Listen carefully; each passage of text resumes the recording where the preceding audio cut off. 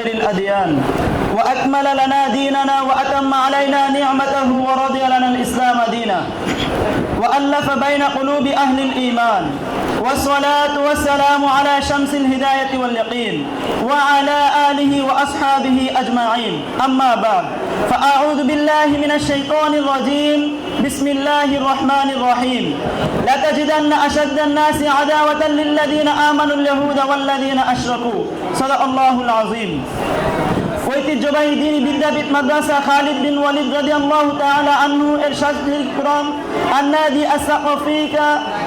আস-সাকফি আল ইসলামী এর পক্ষ থেকে আমাকে যে বিষয়টি নির্ধারণ করে দেওয়া হয়েছে তা হলো মুসলমানদের শত্রুতা, ইহুদিবাদ ও হিন্দুত্ববাদ।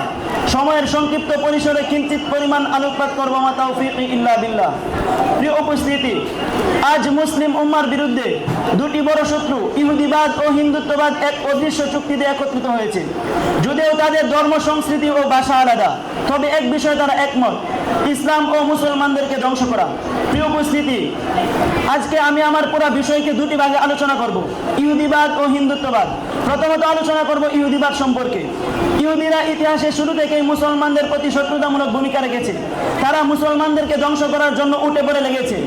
আল্লাহ তাআলা কুরআনুল কারীমে সূরা মাইদার 82 নম্বর আয়াতে ইরশাদ করেন, লাতাজিদান্না আশাদ্দান নাসি আদাওয়াতান লিল্লাযিনা আমানুল ইয়াহুদা ওয়াল্লাযিনা আশরাকু।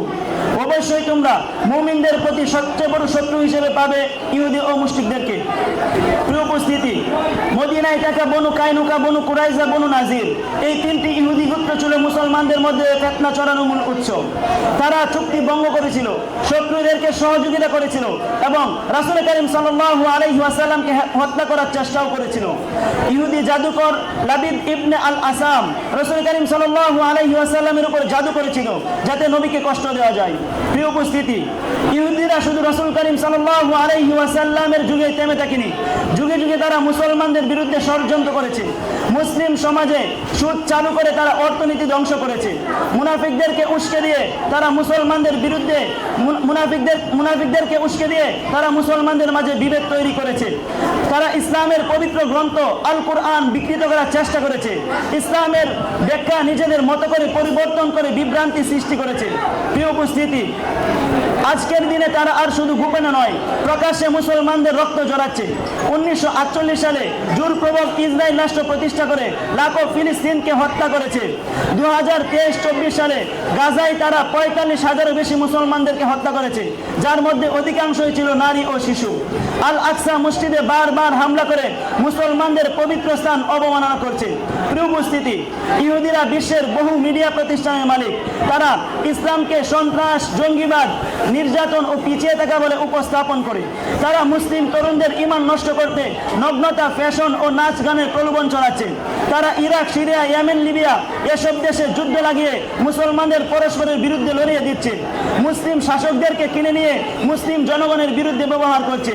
প্রিয় উপস্থিতি, আজকের এই মঞ্চ থেকে ইহুদিদেরকে এই মেসেজ দিতে চাই, হে ইহুদি জাতি, তোমরা যদি মনে করো ফিলিস্তিনের মা বোনদের ইজ্জত নিয়ে খেলবে আর মুসলমানরা চুপ করে বসে থাকবে, তাহলে শুনে রাখো, হে ইহুদি জাতি, আমরা হলাম সেই জাতি যারা শাহাদাতকে জীবন মনে করে তোমাদের প্রতিটি জুলুম, আমাদের ঘুম ভাঙাচ্ছে। আমরা জেগেছি, আমরা আল্লাহর নামে লড়বো, রক্ত দেব, প্রয়োজনে কাফনের কাপড় মাথায় নিয়ে রাজপথে নামবো। তবু ইসলাম ও মুসলমানদের প্রতি ইহুদিদের কোনো ধরনের ষড়যন্ত্র বরদাস্ত করা হবে না। প্রিয় উপস্থিতি, দ্বিতীয়ত হলো হিন্দুত্ববাদ। হিন্দুত্ববাদ এটি কোনো ধর্ম নয়, এটি একটি উগ্র রাজনৈতিক মতবাদ, যার উদ্দেশ্য হলো ইসলাম ও মুসলমানদেরকে ধ্বংস করা এবং ভারতকে কেবলমাত্র হিন্দু রাষ্ট্র হিসেবে প্রতিষ্ঠা করা। এই হিন্দুত্ববাদের প্রবক্তা ছিলেন বিনায়ক দামোদর সাভারকর, গোলওয়ালকর ও তাদের উত্তরসূরিরা। তারা চেয়েছিল এক জাতি, এক ধর্ম, এক ভাষা, আর সেই জাতির বাইরে মুসলমানদের জন্য কোনো ঠাঁই নেই। প্রিয় উপস্থিতি, আরএসএস এই সংগঠনটি 1925 সালে প্রতিষ্ঠিত। এটি হিন্দুত্ববাদের মূল ভাবধারক সংগঠন। তাদের উদ্দেশ্য হলো ভারতকে হিন্দু রাষ্ট্র বানানো।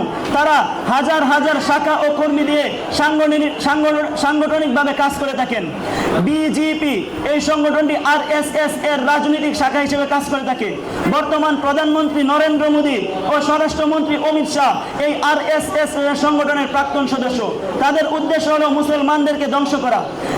বিজেপি, বিএইচপি এই সংগঠনটি আরএসএস এর ধর্মীয় শাখা হিসেবে কাজ করে থাকে। এই সংগঠনটি 1964 সালে প্রতিষ্ঠিত। এই সংগঠনটি মন্দির নির্মাণ, ধর্মান্তর বিরোধিতা, গড় ওয়াপসি প্রচারে সক্রিয়। তাদের উদ্দেশ্য হলো তারা বিভিন্ন সময় মুসলমানদের বিরুদ্ধে ধর্মীয় উস্কানিমূলক বক্তব্য দিয়ে থাকেন। প্রিয় উপস্থিতি, গত কয়েক বছর ধরে গুজরাট, দিল্লি, আসাম ও অন্যান্য এলাকায় তারা বহুবার সাম্প্রদায়িক হামলা করেছে, যেখানে নিরীহ মুসলমানদের বাড়িঘর পুড়ে গেছে, পরিবারের বহু সদস্য আহত বা নিহত হয়েছেন।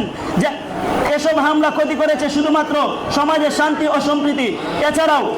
এছাড়াও মসজিদ ও ধর্মীয় স্থান ধ্বংসের ঘটনা এছাড়াও মসজিদ ও ধর্মীয় স্থান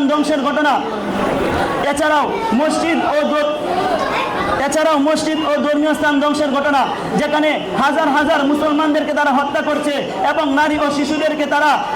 নারীদেরকে তারা নির্যাতন করছে এবং শিশুদের হাহাকার কণ্ঠে তাদের বুক বাসাচ্ছে।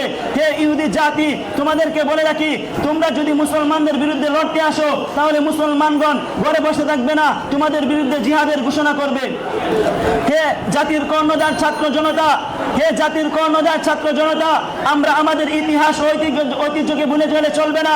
আমরা হলাম সুলতান মাহমুদ গজনবীর উত্তরসূরি, আমরা হলাম মুহাম্মদ বিন কাসিমের উত্তরসূরি, আমরা হলাম সেই জাতি যাদের শির মুন্ডন হতে পারে কিন্তু ঈমান ঝুঁকবে না। আমরা হলাম সেই জাতি যাদের ইতিহাস লেখা হয়েছে রক্তে, বইয়ে লেখা হয়নি। আমরা হলাম সেই মুসলমান যারা মাথা উঁচু করে বাঁচতে শিখেছে, মাথা নত করতে শিখে নাই।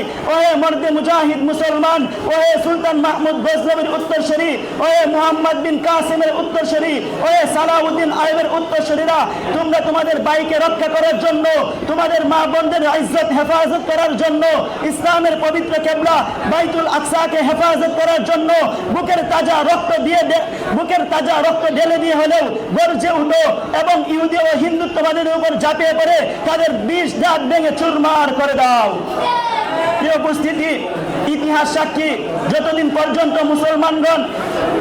পর্যন্ত মুসলমানগণ জিহাদের বিধানকে অব্যাহত রেখেছিল ততদিন পর্যন্ত ইহুদিবাদ ও হিন্দুত্ববাদ, ইহুদি শক্তি এবং তাগুতি শক্তি তারা মুসলমানদের উপর চোখ তুলে তাকাবার সময় পায়নি। ওয়ে মর্দে মুজাহিদ মুসলমান, তোমরা তোমাদের ইমানের বলে বলিয়ান হয়ে বুকে সাহস নিয়ে জিহাদের ময়দানে অগ্রসর হও। খোদার কসম, ইহুদিবাদ ও হিন্দুত্ববাদ তারা মুসলমানদের বিরুদ্ধে ষড়যন্ত্র করবে তো দূরের কথা, তারা এ দেশ থেকে লেজ গুটিয়ে পালাবার সময়ও পাবে না ইনশাআল্লাহ। নাসরুম মিনাল্লাহি ওয়া ফাতহুন করিম ওয়া বাশশিরিল মুমিনিন।